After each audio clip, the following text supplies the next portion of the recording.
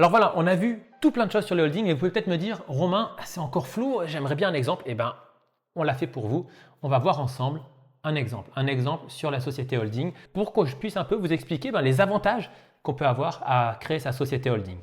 Alors voilà, maintenant on va parler d'un exemple, un exemple qui va vous faire comprendre à quoi sert et comment fonctionne une holding. Alors on va prendre l'exemple de Marie. Marie, c'est une entrepreneuse, elle a une société de services qui s'appelle Service SARL et elle se pose la question de créer une holding parce qu'en fait, elle a quelques investissements qu'elle aimerait faire dans les prochains mois, dans les prochaines années, notamment pour le moment une start-up dans laquelle elle aimerait prendre une participation et peut-être un projet immobilier un peu plus loin. Et donc, Marie, elle a sa société, Service SARL, elle se dit, est-ce que c'est le moment de faire une holding? Et puis, après avoir bien réfléchi, bien posé les pour et les contre, elle se dit, oui, c'est le moment de faire une holding et donc elle va créer une holding. Alors Marie, elle va créer sa société holding, elle va créer une société anonyme qu'on va appeler Holding SA. Et cette société anonyme, on va le voir, on va avoir un graphique, un organigramme de ce groupe que Marie va créer. Et donc Marie va détenir 100% de sa holding, la société Holding SA. Et cette société Holding SA, elle va devenir actionnaire associée de la société que Marie possédait avant, la société Service SARL.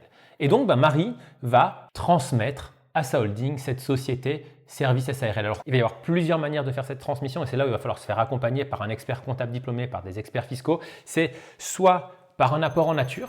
Marie va apporter en nature sa société Service SARL lors de la création de sa société Holding SA ou Marie va tout simplement vendre. Alors à quel prix? C'est ces choses-là qu'on va discuter ensuite si vous faites appel à un expert fiscal, à un expert comptable. Elle va vendre sa société Service SARL à Holding SA. Après ces différentes tractations, après ces différentes démarches administratives, on se retrouve avec ce schéma ici, Holding SA est détenu à 100% par Marie et Holding SA détient 100% de la société Service SARL.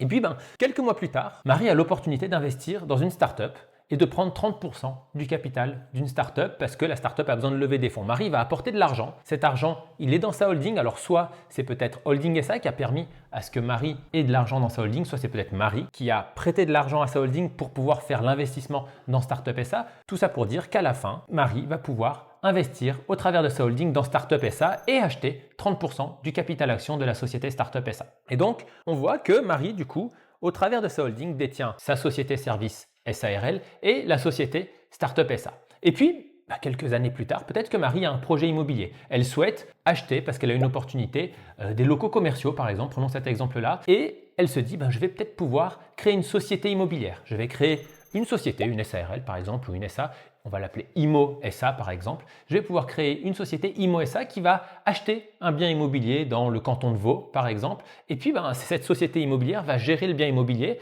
et ma holding qui est florissante parce que ma société Service SA continue de générer de l'argent et continue de me verser des dividendes, et on va en parler dans quelques secondes, va pouvoir du coup aider la société IMO SA à acheter le bien immobilier, peut-être en lui prêtant de l'argent, peut-être en lui prêtant de l'argent pour l'achat ou peut-être en lui prêtant de l'argent tout simplement pour la rénovation du bien immobilier si elle a par exemple besoin de faire des travaux. Alors voilà, Marie se retrouve avec une société holding qui détient 3 différents actifs, des participations à 100% dans la société qu'elle avait à l'époque, qu'elle possède toujours et qui est fonctionnelle, une société commerciale Service SARL, des participations dans une start-up, 30% par exemple de la société Startup SA et 100% de la société Immobilier SA qui elle-même détient un immeuble dans le canton de Vaud.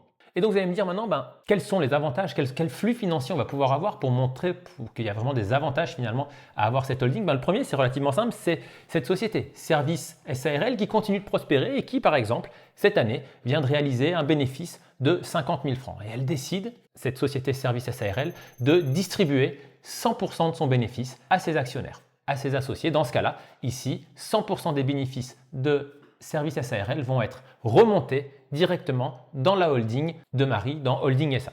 Et vous connaissez cette réduction pour participation, on en a déjà parlé dans cette vidéo, on en a déjà parlé dans différentes vidéos sur la holding. Cette réduction pour participation va permettre une fiscalité quasiment nulle sur ces dividendes qui vont remonter de la société Service SARL. Ces 50 000 francs, maintenant, ils sont dans la holding et on se rend compte, parce que Marie, les business avancent, qu'il va falloir faire des travaux sur le bien immobilier que détient la société immobilière de Marie. Et la société immobilière de Marie, elle n'a pas trop de trésorerie parce qu'elle doit rembourser, par exemple, le crédit qu'elle a fait pour acheter le bien immobilier. Et bien, Holding SA va pouvoir prêter à Immobilier SA, 50 000 francs par exemple, à un taux qui sera défini en fonction de certaines notices AFC, un taux qui sera contractuel, un taux qui doit être fait aux conditions de marché malgré tout, mais Holding SA va pouvoir prêter de l'argent à Immobilier SA pour lui permettre de faire de la rénovation qui va permettre ensuite, et c'est tout le principe de la holding, de peut-être louer plus cher les loyers et donc de pouvoir faire ensuite remonter des dividendes plus tard dans la holding. L'histoire continue et puis Marie, au bout de quelques années, elle va avoir l'opportunité de vendre sa participation dans la startup dans laquelle elle avait investi. Elle avait investi à l'époque, je ne sais pas, peut-être 30 000 francs pour acheter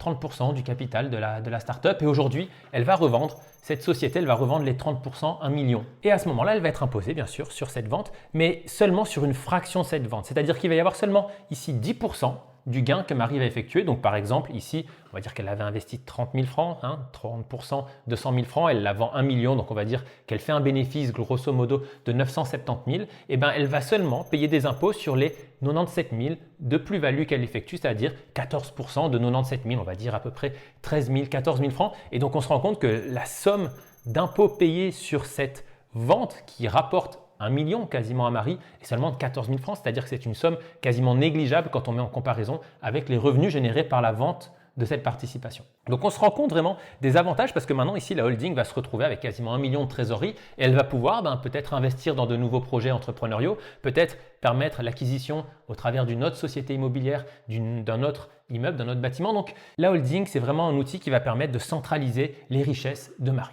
Et puis les choses parfois peuvent mal se passer. Et quand ça se passe mal, la holding joue un rôle de protection. Pourquoi? Parce que, imaginons, la société startup dans laquelle Marie a investi fait faillite. Le processus ne marche pas, le business ne marche pas, et donc la société dans laquelle Marie a investi 30 000 francs, 30% de 100 000 francs fait faillite. La société holding ne va pas devoir payer plus ou ne va pas devoir rajouter des fonds dans la startup. La société holding va pouvoir tout simplement faire une dépréciation de la participation qu'elle détient dans Startup SA.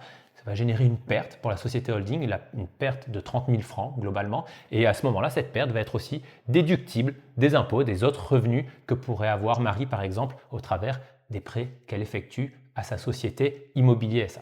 Donc vous comprenez bien que la holding, en plus d'avoir un avantage fiscal, dans cet exemple-là, va permettre à Marie de limiter ses risques, notamment au travers de la séparation de ses différents actifs. Enfin, dernier point, Marie a des enfants et Marie peut-être va partir à la retraite un jour, Marie va un jour décéder et sa holding, ses parts sociales de la holding vont pouvoir être transmises dans la succession et donc Marie ne va pas avoir à réfléchir « Ah mais comment je fais pour l'immeuble, comment je fais pour la société service SARL ?» Non, Marie va simplement transmettre les parts sociales, les actions de sa holding, Holding SA, à ses enfants lors de la succession.